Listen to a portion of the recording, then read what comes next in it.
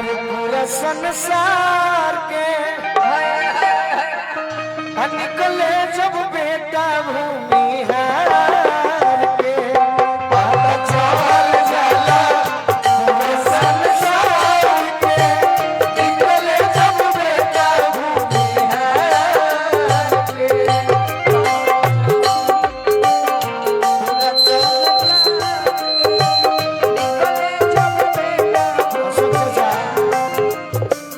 अशोक चाचा परशुराम जी के बरसा सभवा में कहतनी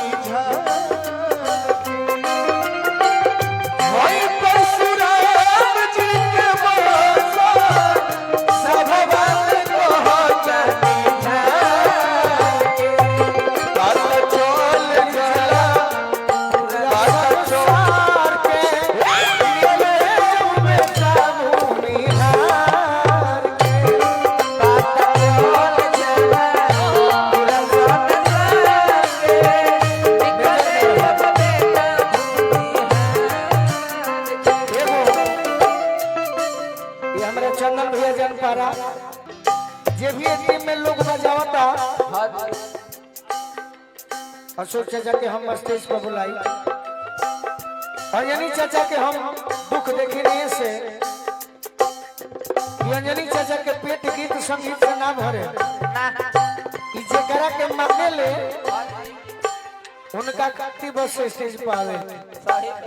जिसे तबला हो गई बैंजू हो गई बैंजू पर भी हरेकर भी बड़े अपने आप में अच्छा बाड़ो तीन के अवतार है अंजनी चाचा गीत संगीत में कैसे गीत होला अंजनी चाचा गीत संगीत में कैसे गीत होला ये हमारा से बेसी के होना जाने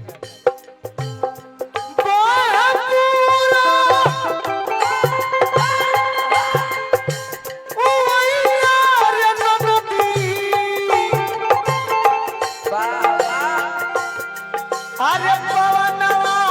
करे बड़ा सो क्या बात है राजा जी के तूरल रे देहिया राजा जी के तूरल रे देहिया कर दिया होला बड़ी जोर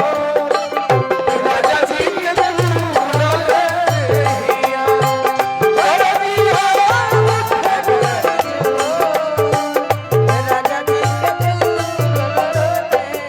छोड़ा छोड़ा कलैया सैया और हो गई छोड़ा छोड़ा कलैया सैया और हो गई कविता को अजर हो गई कविता को अजर हो गई छोड़ा छोड़ा कलैया सैया और हो गई छोड़ा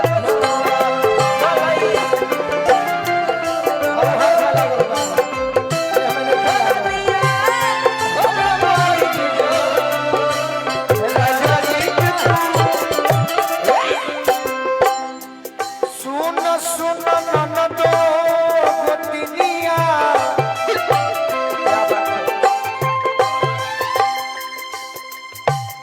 सुन सुन ननदो गोतिनिया मानी लो बचनिया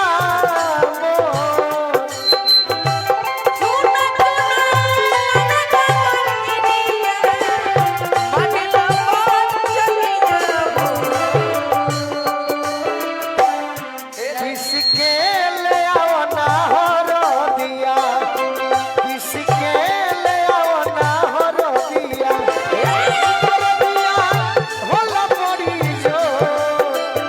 राजा जी के तूरल रे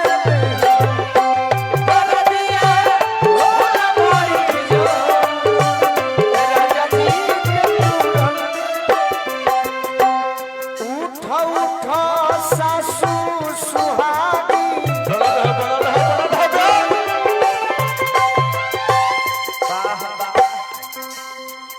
जय हो अब का करी नौकरी ना लगी तो ही मैंने भुलवा के रखो सही पीटू भैया हेलो हेलो हेलो ना ना अरे उठो उठो ले ला अरे सासू सुहागी वाह वाह व्यास या जानी चाचा जय हो चाहती तो क्लास लगा देती बाकी ना रहे रहने के नुबा